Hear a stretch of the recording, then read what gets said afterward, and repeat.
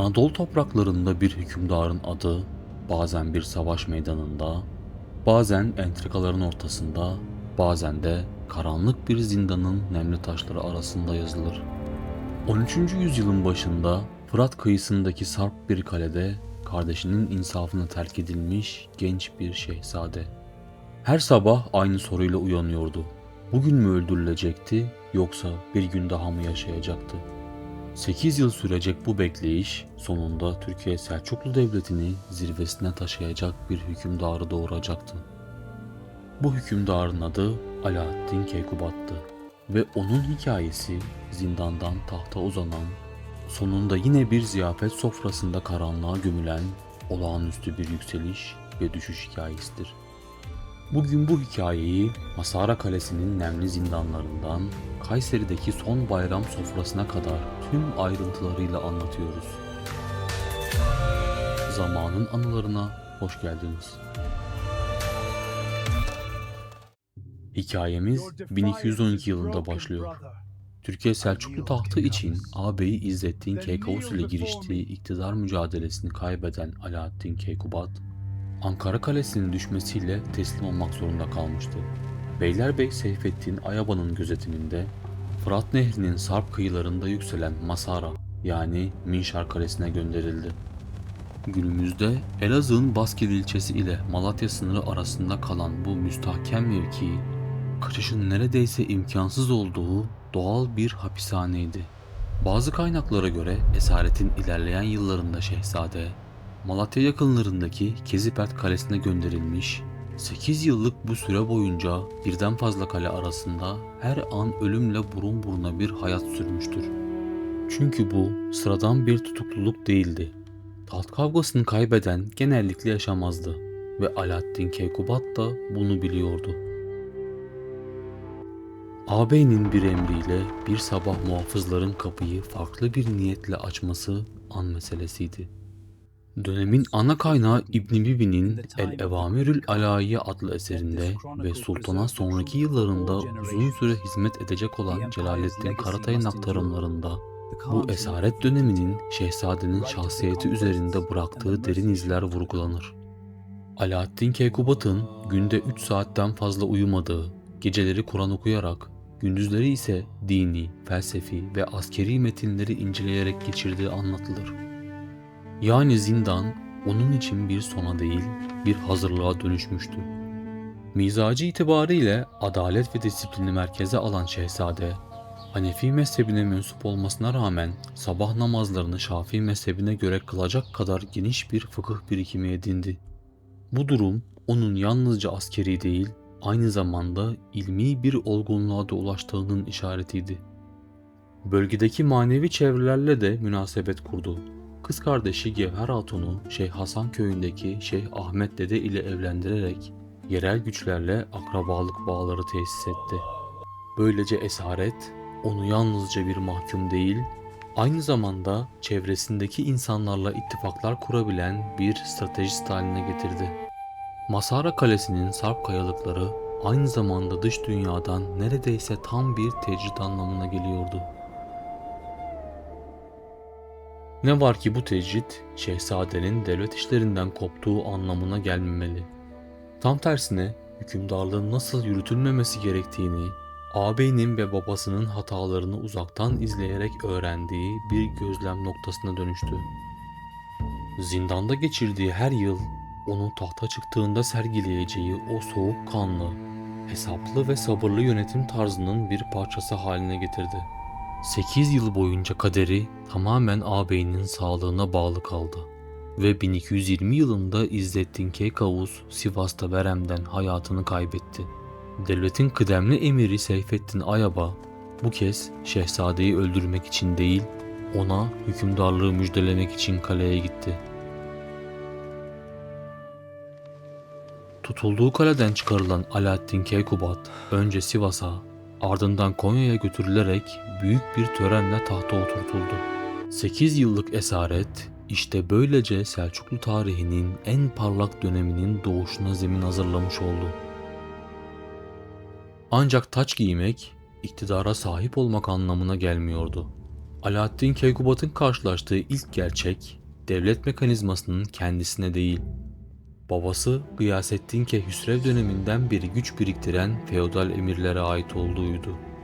Bu emirlerin başında onu zindandan çıkaran Beylerbeyi Seyfettin Ayaba geliyordu. Ayaba'nın Konya'daki sarayı sultanınkinden bile gösterişliydi.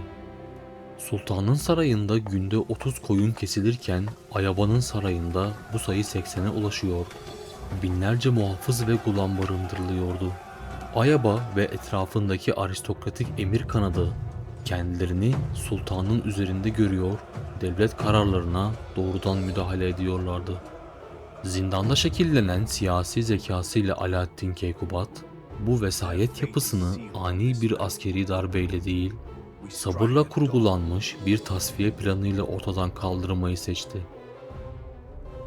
1223 yılının yazında Kayseri Sarayı'na giderken başta Ayaba olmak üzere güçlü emirleri de yanında gelmeye mecbur bıraktı. Ve Kayseri'nin güvenliğini tamamen kendisine sadık komutanlara devretti. Ardından sarayda büyük bir devlet ziyafeti, bir bezm düzenledi. Ziyafetin sonunda saray muhafızlarına kapıları kapattırdı. Sofradan tek tek ayrılan emirler dışarıda derhal tutuklandı. Anonim Selçukname'ye göre bu operasyonda yaklaşık 24 emir tasfiye edildi. Beylerbeyi Seyfettin Ayaba 1223 ile 1224 arasında Kayseri Kalesi'nin burçlarında idam edildi. Kaynaklara göre emirlerden Zeynettin Beşare ise kerpiçle örülen bir odaya kapatılarak açlık ve susuzlukla ölüme terk edildi. Ayaba'nın en yakın çevresinden Mübarizüddin Behramşah da aynı operasyonda tasfiye edilenler arasındaydı. Tasfiye edilen emirlerin muazzam gayrimenkulleri, hazineleri ve silahlı gulamları devlete geçti. Selçuklu hazinesi bir anda altın ve değerli taşlarla doldu. Bu operasyonun ardından Alaaddin Keykubat, aristokratik ailelerin yerine sadakati kesinleşmiş, gulam kökenli isimleri bürokrasinin kilit noktalarına yerleştirerek mutlak merkezi otoritesini tesis etti. Bu tasfiye tek bir gecede onlarca yıllık bir feodal yapıyı ortadan kaldırmış olması bakımından Selçuklu tarihinin en keskin iç politika hamlelerinden biri olarak hatırlanır. Alaaddin Keykubat'ın burada gösterdiği şey açık bir iç savaşa girmeden kanı en aza indirerek devletin merkezileşmesini sağlayabilen bir devlet adamlığıydı. Zindanda öğrendiği sabır burada en büyük silahı olmuştu. Böylece zindanda 8 yıl boyunca beklemeyi öğrenen bir şehzade, tahta çıktıktan 3 yıl sonra aynı sabrı bu kez devletin efendisi olmak için kullanmış oldu. İç politikadaki vesayeti tasfiye ederek dizginleri eline alan Alaaddin Keykubat, bundan sonra yüzünü dış fetihlere ve deniz gücüne çevirdi. Selçuklu Devleti'nin denizlerde daha etkili bir güç haline gelmesi bu dönemde gerçekleşti. Sultanın ilk büyük hedefi Akdeniz kıyısında Bizans derebeyi Kirvart'ın elinde bulunan son derece korunaklı Kalanoros yani Güzeldağ Kalesi'ydi. 1221 yılında başlayan kuşatma, kale hem karadan hem denizden sıkıştırılarak sonuçlandırıldı ve teslim alınan kale, sultanın adına atfen Alayi olarak yeniden adlandırıldı. Kaynaklara göre Kirvart'ın kızıyla evlenerek onu Akşehir Beyliği ile ödüllendiren Alaaddin Keykubat, Alayiye'yi Selçuklu Sarayı'nın kışlık başkenti ilan etti. Fetihten sonra kentin denizden gelebilecek korsan ya da Haçlı saldırılarına karşı korunması amacıyla 2 anıtsal yapı inşa edildi. Bunlardan ilki 1226 yılında tamamlanan Kızıl Kule'ydi. Daha önce Sinop Kalesi'ni de inşa etmiş olan Halepli mimar Ebu Ali Reha el-Kettani'ye yaptırılan bu sekizgen kule 33 metre yüksekliğinde ve 5 katlıydı. Alt kısımlarında kesme taş, üst kısımlarında ise yapıya adını veren kırmızı tuğlalar kullanılmıştı. 56 mazgal penceresi, düşman kuşatma araçlarının üzerine kaynatılmış zift dökülmesi için tasarlanmış 22 açıklığı ve 6 çörteniyle tepesinden aşağıya inen devasa sarnıcıyla birlikte 17. yüzyıl gezgini Evliya Çelebi'nin aktardığına göre kuşatma anında 2000'e yakın askeri barındırabilecek kapasitedeydi. Kızılkule'nin hemen yanına bir yıl sonra 1227'de Alanya Tersanesi inşa edildi. 5 tonozlu gözden oluşan ve her gözün uzunluğu 32 ile 43 metre arasında değişen bu yapı, Akdeniz'deki ilk Selçuklu tersanesi olma özelliğini taşıyordu. İçine bir mescit, tersane çalışanları için ofis bölümleri ve tatlı su kuyusu yerleştirilmişti. Bu denizcilik stratejisi kıyı savunmasıyla sınırlı kalmadı. Deniz aşırı bir projeksiyona dönüştü. İpek yolunun Karadeniz'deki en önemli ticaret merkezi olan Kırım'daki Sudak şehri, Moğol baskısı ve Kıpçak karışıklıkları yüzünden Selçuklu tüccarları için giderek daha riskli bir hal almaya başlamıştı. Oysa bu şehir, İpek yolundan gelen malların Karadeniz üzerinden Anadolu'ya taşındığı kilit bir aktarma noktasıydı. Bunun üzerine Sultan, Kastamonu Uçbeyi Hüsamettin Çoban komutasındaki donanmayı Sinop'tan Karadeniz'e sevk etti. Yaklaşık 1227 yılında gerçekleşen bu seferde Selçuklu ordusu Kırım sahillerine çıkarak Sudak'ı fethetti. Şehre muhafızlar yerleştirildi, bir cami inşa edildi ve bölgedeki Kıpçaklar ile Ruslar Selçuklu tabiyetini kabul etmek zorunda kaldı. Bu sefer yalnızca askeri değil, ticari de bir kazanımdı. Karadeniz ticaret hattının güvenliği sağlanmış, Anadolu'nun kuzeyden gelen mal akışı garanti altına alınmıştı. Bu sefer Türk tarihinin ilk başarılı deniz aşırı askeri harekatlarından biri olarak kayıtlara geçti.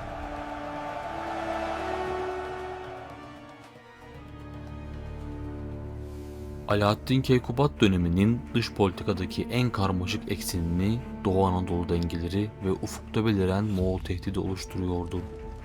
Cengiz Han komutasındaki Moğolların Harezm topraklarını işgal etmesi üzerine batıya kaçan Sultan Celaleddin, 1225 yılında Azerbaycan, Kafkasya ve Doğu Anadolu hattında nüfuz kurmaya başlamıştı. Başlangıçta Alaaddin Keykubat, Celaleddin'i Moğol istilasına karşı doğal bir tampon güç olarak değerlendirdi ve onunla dostane ilişkiler kurdu. Karşılıklı elçiler gönderildi, hatta Celaleddin'in kızı ile Şehzade Gıyasettin Keyhüsrev'in evlendirilmesi konusunda anlaşmaya varıldı.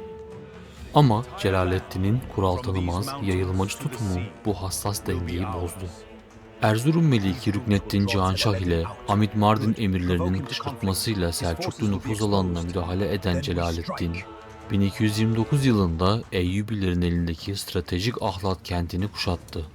8 ay süren kuşatmanın ardından Ahlat'ın yağmalanması ve halkına uygulanan sert muamele Alaaddin Keykubat'ın sabrını taşırdı.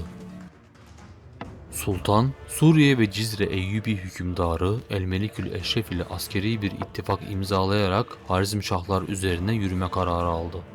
İki ordu 10 Ağustos 1230'da Erzincan ile Sivas arasında Su şehri yakınlarındaki Yassıçemen mevkisinde karşı karşıya geldi. Selçuklu Eyyubi müttefik ordusu kaynaklara göre yaklaşık 25.000 ila 35.000 kişiden oluşuyordu. Harizmşah ordusu ise uzun yıllardır Moğollarla savaşmış, tecrübeli fakat yorgun askerlerden müteşekkildi. Savaşın ilk günü Celaleddin'in süvarileri Selçuklu ordusunun öncü kuvvetlerine ani bir taarruz düzenleyerek onları ağır kayıplarla geri çekilmeye zorladı. Ancak ikinci ve üçüncü günlerde şiddetli bir fırtınanın ve toz bulutunun Harizmşah saflarına doğru esmesi, süvarilerin görüşünü ve manevra kabiliyetini büyük ölçüde kısıtladı.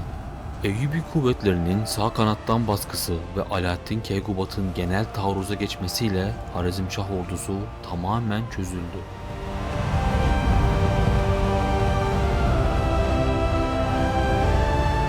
Celaleddin savaş meydanından kaçtı ve 1231 yılında Diyarbakır Silvan dağlarında eşkıyalar tarafından öldürüldü.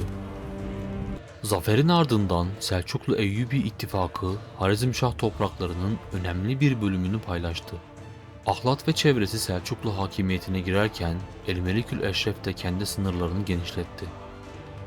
Bu ittifak aynı zamanda Alaaddin Keykubat'ın Eyyubilerle kurduğu diplomatik ilişkinin ne kadar güçlü olduğunu da gösteriyordu. İki büyük İslam devleti ortak bir düşmana karşı el ele vermişti. Yassıçemen zaferi kısa vadede Türkiye Selçuklu Devleti'nin Doğu Anadolu üzerindeki hakimiyetini kesinleştirdi ve sınırları Ahlat, Van, Bitlis hattına kadar genişletti.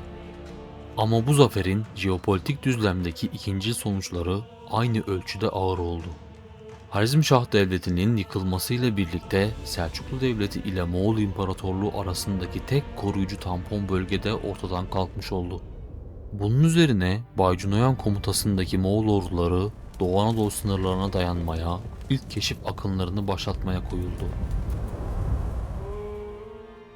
Yaslıçemen zaferinden 13 yıl sonra yaşanacak olan 1243 Köse Dağı felaketinin ve Selçuklu Devleti'nin Moğol vesayetine girmesinin tarihsel zemini aslında bu tampon devletin ortadan kalkmasıyla o gün atılmış oldu.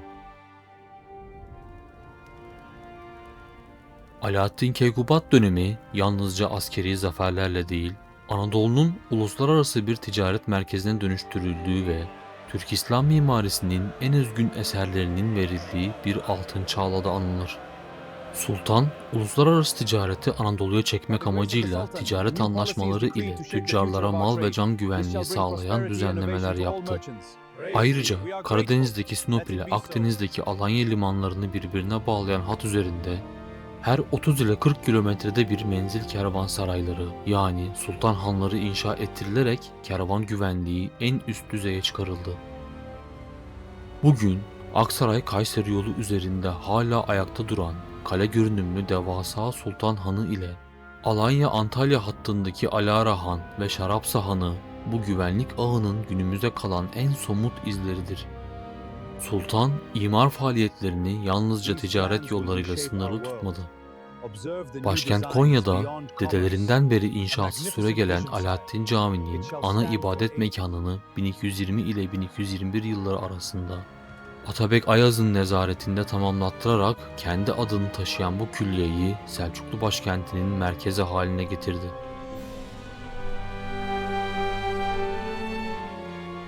Sultanın imar hamlelerinin en görkemli abidesi Beyşehir Gölü kıyısında, o dönemki adıyla Buhayre-i Gurgurum kenarında inşa ettirdiği yazlık saray Kubadabat'tı. Günümüze ulaşabilen tek Selçuklu saray külliyesi olan Kubadabat, bizzat Alaaddin Keykubat tarafından planlandı ve dönemin mimarı, aynı zamanda devletin vezirliğine yükselecek olan Saadettin Köpek tarafından 1236 yılında tamamlandı. Külliye, büyük saray, küçük saray, kız kalesi, ahşap bir tersane, hamamlar, bir kayıkhane ve av parkından oluşuyordu. Kubadabat Sarayı'nın duvarlarını kaplayan sıraltı ve lüster teknikli yıldız ve haç biçimli çiniler, Selçuklu resim ve figür sanatının zirvesini temsil eder. Bu çinilerdeki motifler sultanın siyasi meşruiyetini ve iktidar anlayışını yansıtıyordu. Çinilerin merkezinde, göğsünde Es-Sultan ya da El-Muazzam yazılı kartuşlar taşıyan çift başlı kartal figürleri yer alıyordu. Bu figür, koruyucu ruhu, kozmik hakimiyeti, doğu ve batı üzerindeki mutlak iktidarı temsil eden bir Selçuklu armasıydı. Sakallı, başında taç veya sarık bulunan, bağdaş kurarak oturan, yani Türk oturuşu ile tasvir edilen ve elinde nar ya da kadeh tutan sultan figürleri, ebedi hayatı, bereketi ve saray meclislerinin ihtişamını sembolize ediyordu. Badem gözlü, benekli yanaklı, insan yüzlü güneş figürleri aydınlığı ve iyiliği temsil ederken, Sfensk, Grifon ve Siren gibi mitolojik varlıklar da sarayı kötü ruhlardan ve düşmanlardan koruyan birer tılsım olarak resmedilmişti.